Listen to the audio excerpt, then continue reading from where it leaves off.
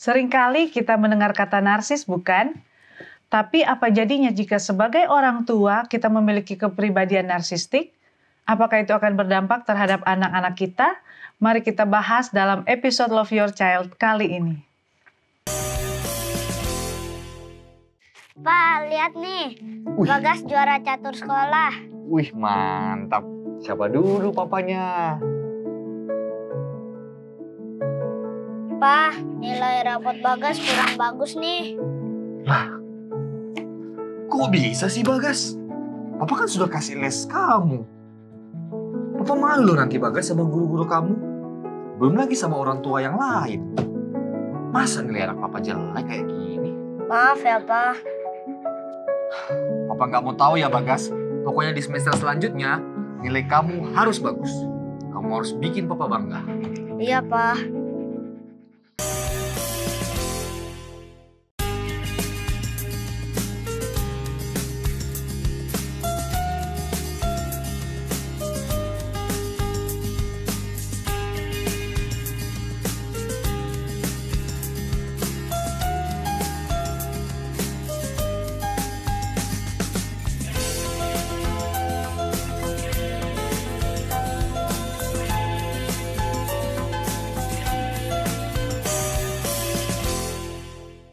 Halo pemirsa Hub Channel Indonesia dimanapun Anda berada. Berjumpa lagi bersama saya Devi dalam program Love Your Child. Satu program yang mengajak kita untuk mendidik dan mengasihi anak-anak kita untuk menjadi generasi yang lebih baik. Dan pada episode kali ini kita akan membahas satu topik, yaitu dampak kepribadian narsistik orang tua pada tumbuh kembang anak. Bersama saya sudah hadir di studio narasumber kita, yaitu Ibu Sunita Joyce, MPSI, selaku psikolog. Kita akan sapa bersama. Halo Ibu Sunita, apa kabar? Halo, kabar baik. Apa kabar Mbak Devi? Puji Tuhan, sehat ya. Sehat, puji Tuhan. Halo pemirsa Hub Channel, apa kabar semua? Semua sehat mudah-mudahan ya. Ya, puji Tuhan. Terima kasih Ibu sudah boleh hadir hari ini ya bersama-sama dengan kami. Kita akan membahas nih Bu satu topik penting, narsis ya. Narsis siapa sih yang nggak tahu kata narsis ya? Semua sudah tahu kata narsis ya. Tapi bagaimana kalau dengan narsistik itu sendiri? Apa sih Bu kalau narsistik itu sendiri maksudnya? Artinya narsistik Iya. ya, oke. Narsistik sendiri ini sebenarnya adalah salah satu kondisi kepribadian ya. Kondisi kepribadian yang pada umumnya orang itu merasa dirinya paling penting, paling mengagumkan gitu ya. Dan orang-orang yang seperti ini biasanya mereka membutuhkan sekali perhatian dari orang-orang di sekitarnya gitu ya. Dan kalau kita mau lihat lagi gambarannya gitu seperti apa sih dia punya Kepribadian gitu narsistik. Kepribadiannya. Biasanya orang-orang narsistik ini paling senang jadi pusat perhatian gitu ya. Jadi kalau orang-orang di sekitar yang ngeliatin dia, itu yang mau dia capai gitu. Kemudian dia paling senang juga kalau dipuji-puji gitu ya. Dia paling senang dipuji-puji. Dan juga orang-orang yang mempunyai kepribadian narsistik ini biasanya punya percaya diri yang tinggi. Namun, walaupun mereka punya percaya diri yang tinggi, tapi sebenarnya mereka paling lemah kalau menerima kritik dari seorang.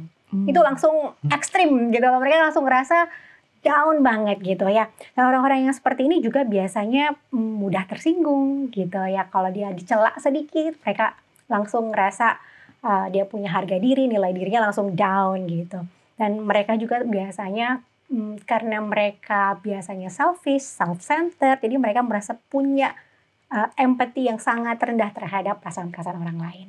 Nah, kurang lebih seperti itu gambarannya. Dan untuk narsistik ini Bu ya, apa sih penyebabnya Bu? Apakah ini bawaan dari lahir atau berkembang seiring waktu? Ya, ini menarik ya. Sampai sekarang ini penyebab dari narsistik ini belum clear di state sama para ilmuwan gitu ya. Apakah berasal dari orang tuanya kah, apa secara genetika, secara lingkungan, itu belum ada statement yang pasti gitu dari mana. Tetapi kalau bisa dianalisa melalui kasus-kasus yang ada, semua kepribadian kita sebenarnya berasal dari dua, yaitu nature dan nurture istilahnya ya. Nature itu apa sih? Nature itu adalah genetika ya, apa yang diturunkan oleh orang tua kita kepada kita ya. Dan yang kedua adalah nurture. Nurture adalah lingkungan di mana kita dibesarkan. Bagaimana orang tua kita memperlakukan kita, apa yang mereka ajarkan, nilai-nilai apa yang mereka sampaikan kepada kita, Dan apa yang mereka saksikan di rumah, di luar, dan lain sebagainya itu akan membentuk kepribadian seseorang, termasuk kepribadian narsisistik ini. Jadi kalau kita lihat dianya bisa negatif, kemungkinan nurture atau lingkungan di mana dia dibesarkan juga kemungkinan negatif. Jadi bisa dari pengaruh orang tua sebelumnya ya Bu ya? Yes. Iya, jadi saya sudah mulai deg-degan ini. Jangan-jangan nih saya sebagai orang tua narsis nggak ya? Apa saya selama ini? Karena kan kita sebagai orang tua mau ya Bu ya, anak kita jadi bagus juga kan? Yes. Benar nggak sih Bu ada orang tua juga yang punya sifat narsistik seperti itu? Nah ini dia ya, ini menarik. Saya secara pribadi percaya bahwa semua orang tua itu pada dasarnya baik. Semua orang tua menyayangi anak-anaknya gitu ya. Tetapi memang ada orang-orang tua yang kemudian memperlakukan anaknya mungkin tidak seturut dengan maksud dan rencana Tuhan gitu ya. Dan sebenarnya ini harus dipisahkan, bukan dia orang tua narsistik, tetapi dia memiliki kepribadian narsistik dan kemudian dalam perjalanan waktu dia memasuki peran yang baru yaitu sebagai orang tua. Gitu. Jadi kepribadiannya dia yang dia bawa pada saat dia menjadi orang tua, dan itu yang dengan karakter kepribadian melekat sama kita, jadi dalam segala tindak tanduk kita dia akan terekspresikan seperti itu. Jadi bukan orang tua narsistik, tapi orang tua dengan kepribadian narsistik. Waduh, sangat menarik ini pembahasan kita nih ya. Kita juga sambil mengintrospeksi diri, tapi kita akan lanjutkan lagi ya Bu ya setelah jeda yang satu ini. Oke.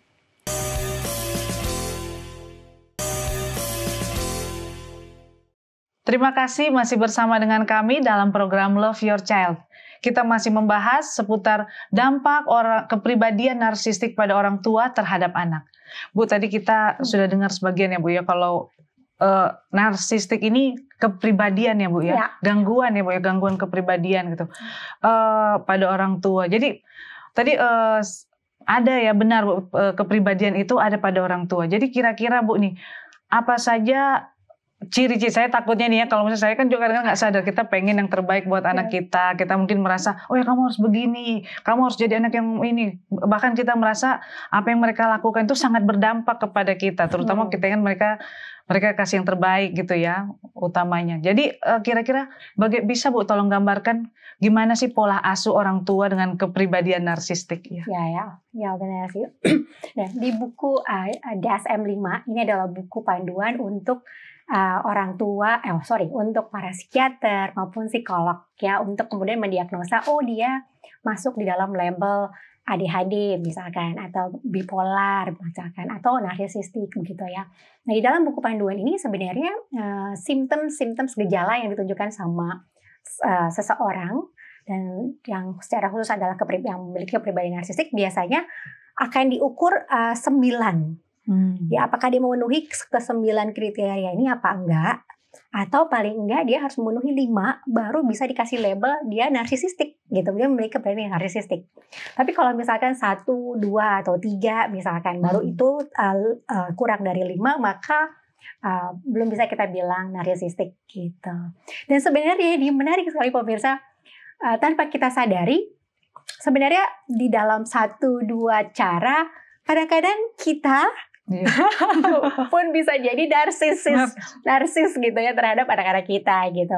Memang seperti apa sih pola asuhnya gitu? Hal apa sih yang biasanya orang tua dengan kepribadian narsis ini lakukan? Nah, kita sama-sama review ya, apakah kita memiliki beberapa. Ya, saya juga sambil ngitung nih Bu, ada 9 nggak? Mudah-mudahan nggak ya. Oke. Hal yang pertama adalah orang tua yang memiliki kepribadian narsisistik, seperti bagaimana definisinya adalah mereka biasanya adalah self-centered gitu ya. Mereka selalu ingin menjadi center dari perhatian. Bahkan misalkan sekalipun pada saat anaknya melakukan suatu prestasi, mendapatkan suatu prestasi, dia juara matematika misalkan, atau dia juara olahraga, maka kebanyakan orang tua mungkin akan bilang, wah hebat ya Ana, terima kasih, puji Tuhan gitu ya. Seperti itu ya, kita put the center itu ke anaknya yang sudah kerja keras dan berusaha. Tetapi berbeda dengan orang tua yang memiliki kepribadian narsisistik, dia akan ambil alih itu pujian itu untuk dia. Tuh, Hebat nih, ayo bilang apa sama mama, misalkan gitu. Jadi kalau kita misalnya bilang gini Bu, wah anak siapa dulu, itu narsistik juga nggak sih Bu? Wah ini anak mama, ini makanya begini gitu. Papanya nggak, ini anak mama, itu narsistik juga nggak Bu? Nah, mungkin tadi ya, disebut narsistik itu harus 9 memenuhi 9 ya, kalau ini baru 1 belum ya. Tapi walaupun sebenarnya yang seperti ini harus kita kurangi gitu. Karena itu akan membuat anak merasa didiskreditkan atas usahanya karena itu pindah ke mama papanya gitu. Misalnya anak siapa dulu gitu ya, seolah-olah kita lah yang membuat dia seperti itu sehingga dia punya usaha yang tinggi ini seolah-olah hanya sebagian kecil. Sebagian besarnya adalah karena saya anaknya papa dan mama. Wah, jadi harus tahan-tahan juga ya kebiasaan untuk kita ngomong seperti itu ya Bu ya, untuk pemirsa. Ya, jadi pada saat memang dia yang sudah berusaha achieve sesuatu, oleh karena itu berikanlah kredit itu kepada dia, gitu, penghargaan kepada dia gitu. Nah, kalau orang tuh narsistis tadi enggak. Dia akan selalu ngambil di dia. Iya, dia bisa begini karena setiap hari tuh saya bangunin, saya yang udah nganterin, saya yang udah saya gitu ya. Jadi itu salah satu ciri khasnya nih orang tua narsistik ya. Bahkan di dalam kondisi narsistik yang cukup parah, mereka itu justru merasa saingan sama anaknya. Waduh. Kalau anaknya dipuji gitu ya, dia merasa tersinggung nih ya. Dia harus dapat pujian yang lebih banyak gitu ya. Kalau memang sudah di dalam labeling narsistik ya gitu ya. Kemudian orang tua yang seperti ini biasanya immature and selfish gitu ya. Jadi misalkan hari itu dia lelah sekali gitu. Kemudian anaknya minta, "Mam, aku butuh nih, misalkan pulpenku habis. Boleh nggak mampir?" gitu ya. Dengan dia punya selfish, dia cuma lihat dari dirinya sendiri, dunianya dia nggak lihat dari sisi orang lain. Karena tadi kan dia kurang empatinya ya. Dia akan bisa marah, dengan marah dia bilang, "Kamu nggak tahu, mama capek banget," misalkan kayak gitu. "Mama ini capek, udah begini gitu ya." Padahal kira-kira wajar nggak sih anak minta beli pulpen untuk kebutuhan belajarnya dia bukan minta beliin sesuatu yang besar-besar gitu, yang dilebih-lebihkan, tapi itu adalah kebutuhannya dia gitu. Tetapi respon dari orang tua yang memiliki pre-narsistik bisa ekstrim gitu ya, karena mereka immature dan selfish gitu. Nanti kita akan bicara bagaimana kemudian kita udah mulai kebayang gimana dampaknya anaknya pada saat gitu ya, ngedengerin anak dimarahin. Tapi gitu. Jujur ya Bu, kadang saya sendiri nih, karena kalau lagi capek gitu ya seharian kan, kadang-kadang ibu ini seringkali jadi supir ya, pulang pergi antar, di rumah masak lagi, kadang-kadang kita capek misalnya, suruh ini lagi, suruh itu lagi, jadi kadang-kadang sering bilang, "Aduh mama capek ini," jadi harus hati-hati juga ya Bu ya. Ya. Bisa jadi gitu. Gimana juga kita bedain itu narsis sama enggak Bu gitu. Kalau untuk kata itu. Ya. Jadi sebenarnya pada saat kita belajar tentang hal ini pelajaran banget. Iya, pelajaran banget buat kita, karena tanpa kita sadari gitu ya, 1-2 hal yang akan kita bahas ini dari gambaran cara mengasuh dari orang tua yang narsisis ini ternyata kita lakukan juga gitu ya sesekali ya. Tetapi mungkin kita harus evaluasi, kita harus benar-benar cermat gitu dalam membaca situasi gitu. Kalau anaknya bilang minta, "Mama mau berenang," gitu, mau jalan-jalan, mau ke mall, dan kita bilang, "Boleh nggak besok aja, mama lagi capek sekali hari ini," gitu. Itu wajar. Oh itu gitu wajar ya Bu, syukur wajar. Karena saya kadang gitu, mau ke mall dong, mau jajan ini dong, tapi harus masuk mall tuh kadang repot kan ya Bu. Jadi saya bilang, capek gitu. Tapi jadi tadi khawatir, tapi masih wajar ya Bu ya. Ya, tapi kalau pada saat permintaan yang memang wajib, misalkan sekalipun lapar gitu. Lapar itu udah alamiah, anak itu lapar. Tapi pada saat orang tua dengan pribadi narsistik ini sedang moodnya lagi jelek, mungkin dia lelah, dia bisa marah gitu terhadap suatu hal yang merupakan kebutuhan. Yang mainnya kita bisa lihat orang tua yang nurung dan kondisinya emosionalnya normal, anak lapar, firman Tuhan juga pernah bilang ya, masa kan aku minta roti dikasih ular gitu kan, ini kok dikasih marah gitu ya. Harusnya itu bukan tindakan yang wajar gitu. Tetapi orang tua yang memiliki pre-narsistik bisa sampai di titik itu gitu ya, misalkan ya. Atau pada saat misalkan ada uang cuma segini gitu ya, dia akan mementingkan kebutuhannya yang terpenuhi dahulu dibandingkan anaknya sekalipun. Yang mana orang tua pada umumnya nggak melakukan itu tentunya. Biarin deh kita yang sacrifice gitu ya, asalkan anak kita mendapatkan kebutuhannya gitu ya. Jadi ini yang di titik ekstrim nih kalau yang ada narsistik ya. Iya. Gitu ya. Kemudian yang berikutnya adalah mereka seringkali nggak bisa disalahin. No. Sehingga pada saat memang nyatanya memang mereka melakukan kesalahan, mereka akan lempar itu, bahkan melempar ke anaknya. Gitu. Misalkan kayak mama misalkan dia pergi ke sekolah dan kemudian dia terlambat gitu ya. Padahal anaknya udah siap dari pagi gitu ya. Cuma mamanya masih pegang ini. Instead of bilang maaf ya gitu, mama telat. Aduh nanti mama ngomong deh sama gurunya, memang bilang mama yang telat. Harusnya seperti itu. Tapi orang tua narsistik akan bisa berputar sebaliknya gitu ya, dia akan salahin anaknya dan bisa jadi dia datang ke gurunya bilang karena dia nih bangunnya telat. Waduh, kasihan. Yes, gitu. Dia bisa begitu. Pokoknya dia harus selalu terlihat good gitu ya, dia selalu terlihat perfect, sempurna ya. Sehingga semua kesalahan dilempar kemana-mana sebisa mungkin. Kasihan ya anaknya. Ya gitu ya, terus itu model parentingnya. Model parenting lagi yaitu tadi dia juga punya empati yang kurang sekali gitu. Kalau kayak kita tadi dari Bu Devi juga bilang kasihan ya anaknya gitu ya. Tapi kalau orang tua dengan kepribadian narsistik mereka nggak akan punya perasaan seperti itu. Ya karena yang menjadi fokusnya dia adalah perasaan dia, keinginan dia, kesukaan dia, kebahagiaan dia. Yang lainnya ini adalah sebagai alat-alat aja untuk membuat dia semakin terlihat sempurna dan bangga gitu ya. Jadi itu juga salah satunya gitu ya. Ini sebenarnya banyak. Udah berapa tadi ya Bu kita poinnya? Udah 5. Lu udah 5? Oh iya. Masih aman ya. Masih aman. Ya gitu ya. Dan seringkali mereka manipulatif dan eksploitatif gitu ya. Jadi mereka akan menggunakan misalkan contoh nih. Seringkali mereka misalkan anak dia pengen sesuatu. Misalkan dia pengen banget pergi ke satu tempat gitu. Misalkan tempat wisata baru gitu. Sebenarnya anaknya nggak tertarik juga ke situ. Tapi dia akan pakai si anak kita pengen begini gitu ya untuk memanipulasi dan mengeksploitasi supaya apa yang dia inginkan tercapai, terwujud gitu ya. Begitu ya. Dan kemudian orang tua dengan kepribadian narsistik ini juga jaga image banget gitu ya, jaga image banget. Jadi dia akan di belakang dia bilang pokoknya nanti kalau di depan harus begini. Kalau nggak awas ya nanti gini. Nanti depan orang dia bisa tampil dengan begitu lembut, ramah gitu ya. Tetapi di belakang udah ini gitu ya. Kayak singa ya Bu. Dulu kadang-kadang saya suka bilang aduh kok kayak singa ini gitu ibaratnya mama di belakang serem tapi di depan lembut banget seperti kelinci.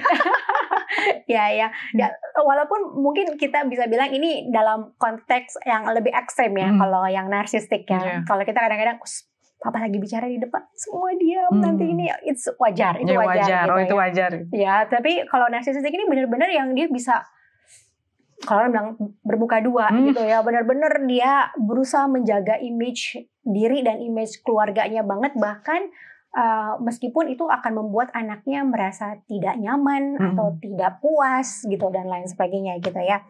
Nah, kemudian mereka juga punya kasihnya dengan syarat. Kita percaya orang tua kita ini adalah perwakilan Tuhan di dunia ya.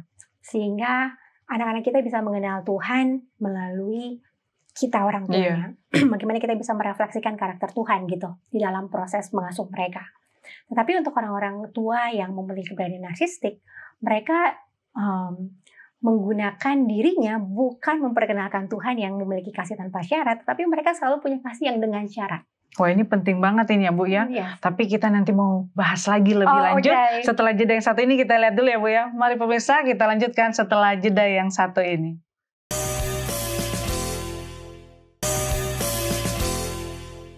Kembali lagi bersama kami dalam program Love Your Child. Kita masih membahas tentang narsistik ini.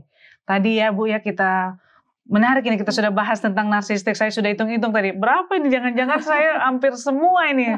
Tapi syukurlah masih ada beberapa yang masih dalam tahap wajar ya Bu ya. Jadi kira-kira apa sih Bu dampak dari kepribadian narsistik orang tua ini terhadap anak ya? Dampaknya ya? Iya dampaknya. Jadi kalau kita bayangkan ya dari yang tadi, cara parentingnya orang tua, sebenarnya masih banyak lagi yang aplikatif secara praktikalnya gitu. Apa sih yang orang tua lakukan gitu sehari-hari gitu ya.